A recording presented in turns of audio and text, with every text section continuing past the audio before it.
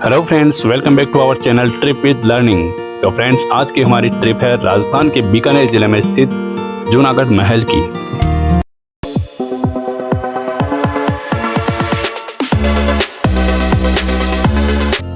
तो फ्रेंड्स, हम आ गए हैं यहाँ पार्किंग स्थल में, जहाँ पर हमने अपनी गाड़ी पार्किंग कर दी है और यहाँ से हम प्रवेश करेंगे जूनागढ़ किले में। यह किले से बाहर का व्यू है, जहाँ अभी हम पार्किंग में खड़े हैं वहाँ से ये किले का बाहरी रूप है और ये किले का मेन एंट्रेंस है, जहाँ पर टिकट काउंटर बना हुआ है। जूनागढ़ किले की नींव 1478 में बीकानेर के संस्थापक राजा राव बीका के द्वारा रखी गई। यह एक धानवंत दुर्ग है जिसका प्रारंभिक नाम बीकाजी की टेकरी था। इसमें 37 बुर्ज व 7 द्वार हैं, जिनमें से सूरज पोल द्वार पर जयमल मेड़तिया व पत्ता सिसोदिया की गजारूढ़ मूर्तियां लगी हुई हैं, जो कि आगरा से लाई गई थी, तथा कर्णपोल द्वार पर राय सिंह प्रशस्ति लिखी हुई है। और यह है अनूप महल, जो महाराजा अनूप सिंह ने बनवाया था। जूनागढ़ दुर्ग में और भी अन्य महल बने हुए हैं, जिनमें कर्ण महल, फूल महल, चंद्र महल, गंगा महल, बादल महल आदि महल हैं, जिनके प्रत्येक महल में हम विजिट करेंगे और उनकी विशेषताओं के बारे में जानेंगे। तो चलिए देखते हैं क्या खास है इन महलों में। इसके बाद हम आ गए हैं फूल महल में, जहाँ पर एक मूर्ति लगी हुई है, मंदिर है शायद छोटा सा। और अभी हम चलते हैं गंगा महल में, जिसको वर्तमान में म्यूजियम बना दिया गया है, तथा वर्तमान में गंगा महल में ये कुछ प्रतीक चिन्ह रखे गए हैं और ये एक ढाल है। और ये जो तबला देख रहे हैं ये जाम्बोजी द्वारा दिया गया है। इस पर लिखा हुआ भी है कि ये जाम्बोजी द्वारा प्रदत्त है।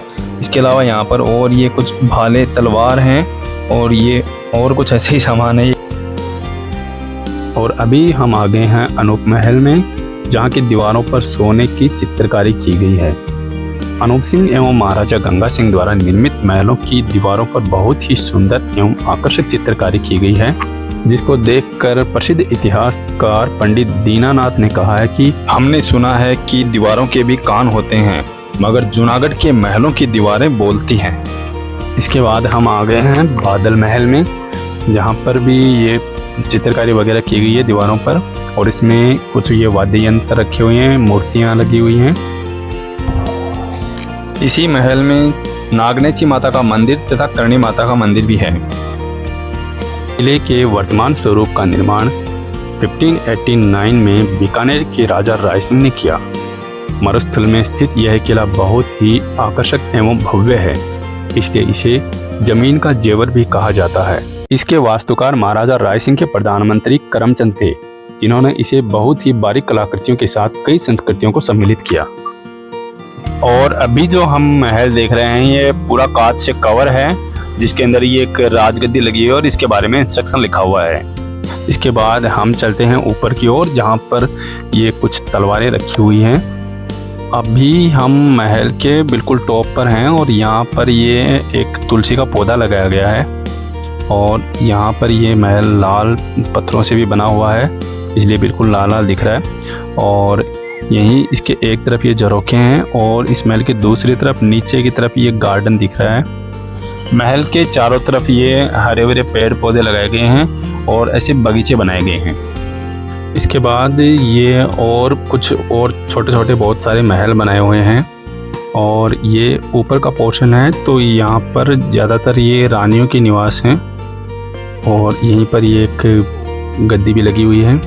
और बताते हैं कि इन महलों के ये जो अभी जगह देख रहे हैं, यहाँ पर इस जगह का नाम श्री सूरत विलास है, जहाँ पर रानियाँ निवास करती थी। अब वापस हम जा रहे हैं नीचे की ओर। ऊपर से लगभग हमने महल लगभग देख लिया है और अभी हम आ गए हैं, ये है शीश महल, जहाँ पर ये कांच लगे हुए हैं, जगह जगह ऐसे छोटे छोटे कांच के टुकड़े लगे हुए हैं। अब इसको शीश महल क्यों बोलते हैं ये तो पता नहीं, लेकिन लगभग हर एक महल में शीश महल, बादल महल, ऐसे 3-4 महल हैं जो लगभग हर एक महल में आपको देखने को मिल जाएंगे। हाँ, लेकिन किलों के महलों का जो सबसे ऊपर का महल होता है उसको बादल महल बोलते हैं। तो हम चलते हैं नेक्स्ट महल, लाल निवास महल में। इसका नाम लाल निवास है, लेकिन ये है सफ़ेद। यहाँ बहुत सारे ऐसे कमरे बने हुए हैं और ऐसी ये गैलरी सी बनी हुई है जिसके एक तरफ ये जालियां लगी हुई है, जहाँ से महल की लेडीज़ लोग नीचे ये होने वाले फंक्शंस देखते थे यहीं से। उसके बाद इसी महल में हम थोड़ा ऊपर आते हैं तो यहाँ पर ये अभिनंदन पत्र दीवारों पर लगे हुए हैं। ये अभिनंदन पत्र हैं जो उस टाइम के राजा महाराजा एक रियासत से दूसरी रियासत वाले जो भी कोई अपने कुछ फंक्शन होता था या कोई और वार्तालाप होता था उन दोनों के बीच में, जो भी बातें होती थी, समझौते होते, उनको अभिनंदन पत्र नाम दिया गया है और ये ऐसे दीवारों पे लगे हुए हैं। इसके बाद हम आ गए हैं महल के मुख्य पार्ट में, यानी शस्त्रागार में, जहाँ पर ये छोटे छोटे से लेकर बहुत बड़े बड़े से हथियार रखे हुए हैं। ये हाथ से चलाने वाले कुछ हथियार हैं और इन्हीं में तलवारें पड़ी हुई हैं बहुत सारी। एक लकड़ी का बड़ा सा बॉक्स है जिसके अंदर ये तलवारें ऐसे सजा के रखी गई हैं। तो देखिए बहुत सारी तलवारें रखी गई है यहाँ पे। ये दूसरे भाग में ये दीवारों पर इन तलवारों को, इनको ऐसे एक डिजाइन मतलब फूल बनाकर ऐसे रखा गया है और दीवारों पर भी ऐसे बॉक्स रखे गए हैं जिनमें भी तलवारें लगी हुई हैं। आप दीवारों पर देख सकते हैं ये कलाकृति ये हथियारों से बनाई हुई है। इसके अलावा भी और भी बहुत सारी बंदूकें, तलवारें यहाँ पर हैं और ये कुछ बंदूकें भी हैं। ये शायद सेना की बंदूकें हो सकती है क्योंकि यहाँ के जो राजा थे वो अंग्रेज़ों की ओर से लड़े थे। जब प्रथम विश्व युद्ध हुआ था तब इन्होंने ईरान और इराक, मिस्र से लड़ाई लड़ी थी अंग्रेज़ों की ओर से। तब शायद अंग्रेज़ों ने ही इन्हें प्रसन्न होकर इतने सारे हथियार उपलब्ध करवाए होंगे। ये देखिए फ्रेंड्स, बक्से भर भर के यहाँ पर तलवारें रखी गई हैं। ये सामने पंखा है, ये बहुत पुराना है और ये और भी कुछ हथियार हैं, ये बंदूकें ही हैं। इनके अलावा अंदर एक और जगह है जहाँ पर ये और हथियार हैं जो दीवारों पर ऐसे सजाए हुए हैं, जिनमें ये हथियार हैं। देख सकते हैं ये कैसे इनको यूज़ में लेते होंगे उस टाइम। और ये और कुछ तलवारें हैं। इसके अलावा ये जो जगह हम अभी देख रहे हैं ये वो जगह है जहाँ पर दरबार लगता था और यहीं पर राजा और मंत्री लोग बैठते थे और अब भी इनकी दीवारों पर ये हथियार सजाए गए हैं। ये एक तरफ मंत्री लोगों की कुर्सियाँ रखी गई हैं और ये है राजा की राजगद्दी जिस पर लिखा हुआ है कि ये चंदन से बनी हुई है। और ये सामने से व्यू है जहाँ पर बाकी लोग बैठते थे सभा के दौरान। इसी में ये और कुछ हथियार हैं, ये कुल्हाड़ी सी हैं, ये कुछ छोटे चाकू टाइप से हैं, ये कटारी जिनको बोलते हैं। राजा महाराजाओं की पोशाक हैं और ये सैनिकों की पोशाक हैं और ये कुछ और हथियार हैं जो कि यहाँ के महलों की दीवारों पे लगे हुए हैं। इस महल को बाबर के पुत्र कामरान ने 1534 में केवल एक दिन के लिए कब्जा किया था, बाकी तो ये अजय दुर्ग रहा है। तथा जब औरंगजेब दक्षिण भारत में मंदिरों की तोड़फोड़ कर रहा था तो वहाँ से मूर्तियों को लाकर इस महल में उनका एक मंदिर बना दिया गया जिसे 33 करोड़ देवी देवताओं का मंदिर बोला जाता है। और अभी हम आ गए हैं महाराजा गंगा निवास महल में।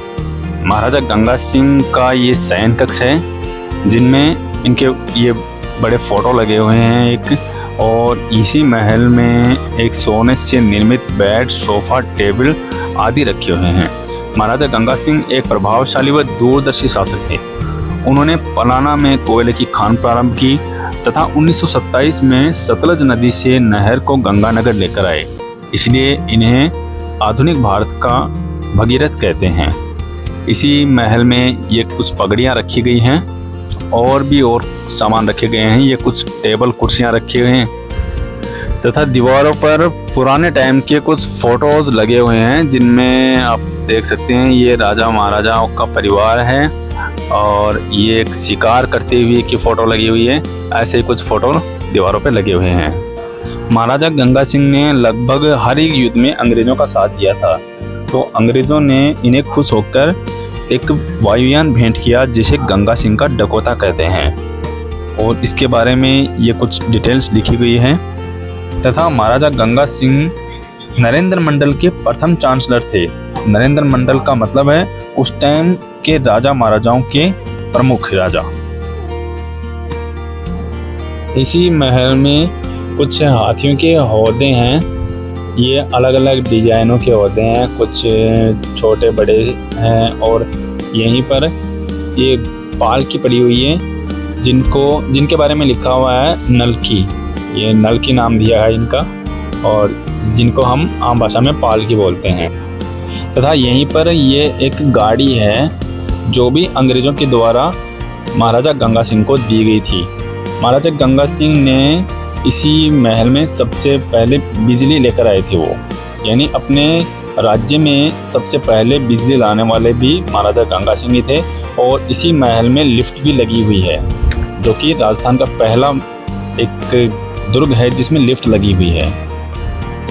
और ये महल को सारा विजिट करने के बाद में हम आ गए हैं वापस बाहर की तरफ, जहाँ पर ये कुछ बुक्स वगैरह सेल की जा रही हैं। और ये ऑफिस है, यहाँ पर लिखी हुई है विजिटर्स की संख्या। तो फ्रेंड्स, ये थी हमारी आज की ट्रिप। अपने सुझाव कमेंट बॉक्स में ज़रूर दें।